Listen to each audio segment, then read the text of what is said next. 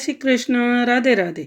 आज हम फाल्गुन कृष्ण पक्ष की एकादशी विजया एकादशी व्रत की कथा सुनेंगे।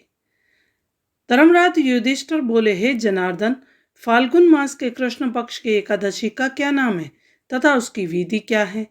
श्री भगवान बोले, हे राजन, फाल्गुन मास की कृष्ण पक्ष की एकादशी का नाम विजया एकादशी है। इनके व्रत के प्रभाव से मनुष्य को विजया एकादशी के मातम्य के श्रवण व पठन से समस्त पाप नाश को प्राप्त हो जाते। एक समय देव ऋषि नारद ने जगत पिता ब्रह्मा जी से कहा, महाराज, आप मुझसे फाल्गुन मास के कृष्ण पक्ष की विजया एकादशी का विधान कहिए।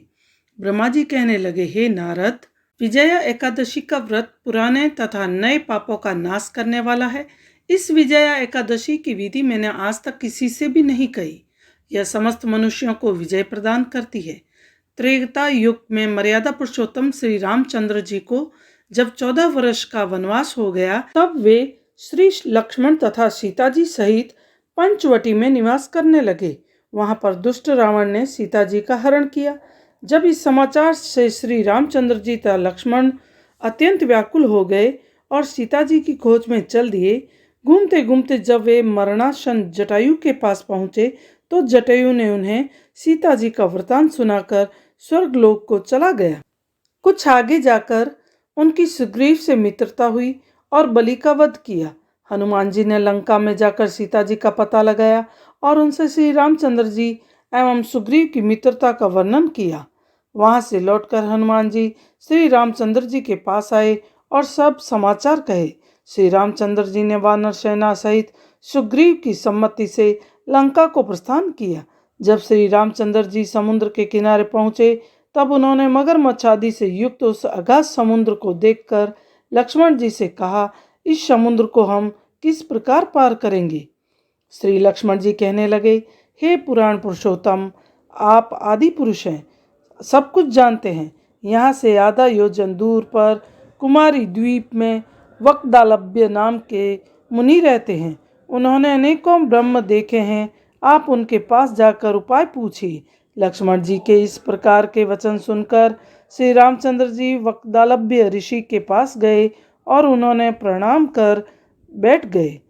मुनि ने भी उनको मनुष्य रूप धारण किए हुए पुराण पुरुषोत्तम समझकर उनसे पूछा, हे राम, आपका आना कैसे हुआ?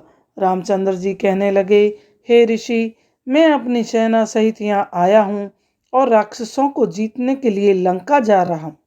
आप कृपा करके समुद्र पार करने का कोई उपाय बताइए। मैं इसी कारण आपके पास आया हूँ। वक्दालभ्य ऋषि बोले, हे राम, फाल्गुन मास के कृष्ण पक्ष की एकादशी का व्रत करने से निश्चय ही आपकी विजय होगी।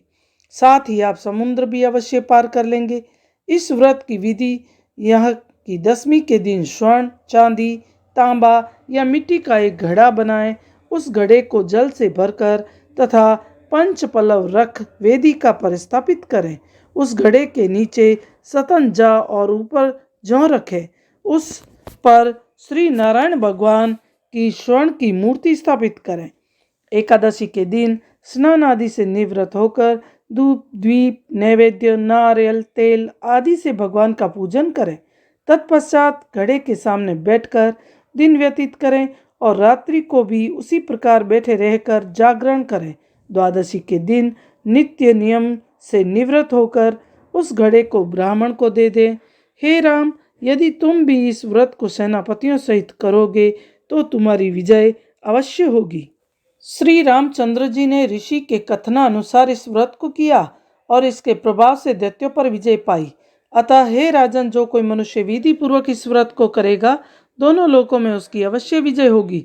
श्री ब्रह्मा जी ने नारद जी से कहा, हे पुत्र, जो कोई इस व्रत के महात्म्य को पढ़ता व सुनता, उसे वाजपेयी यज्ञ का फल मिलता है। जय श्री कृष्ण, राधे राधे।